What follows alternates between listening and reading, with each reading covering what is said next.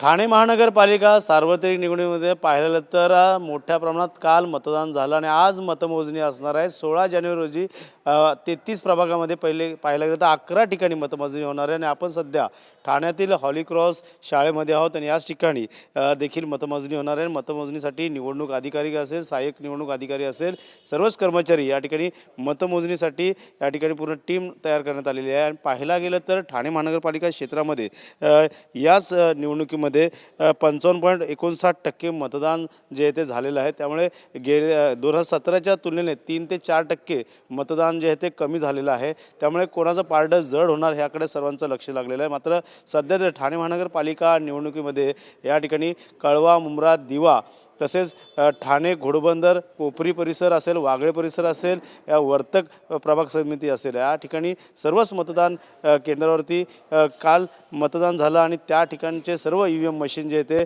त्या मतमोजणीसाठी वेगवेगळ्या प्रभागामध्ये आणण्यात आले आणि याच ठिकाणी जे मतदान मोजणी होणार आहे त्या ठिकाणचे पूर्णतः पोलीस बंदोबस्त तैनात करण्यात आलेला आणि प्रत्येक या ठिकाणी उमेदवाराची मतमोजणी आपल्याला पाहायला मिळणार आहे। काल देखील मोठ्या प्रमाणात EVM मशीन बंद पडल्याचं आपल्याला चित्र पाहायला मिळालं। काही ठिकाणी मोठा सावळा गोंधळ देखील उडाला होता।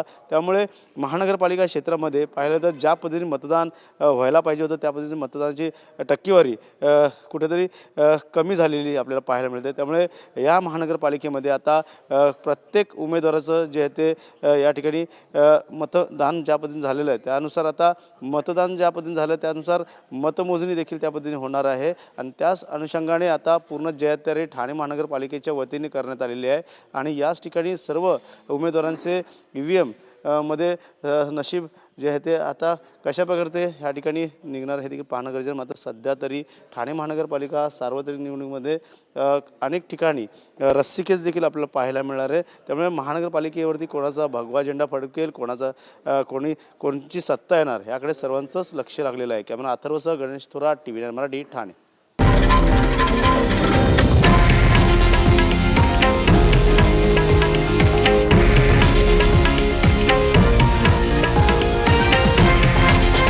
हे आहे देशातील नंबर 1 न्यूज नेटवर्क आणि आपण पाहत आहात TV9 मराठी, एकमेव।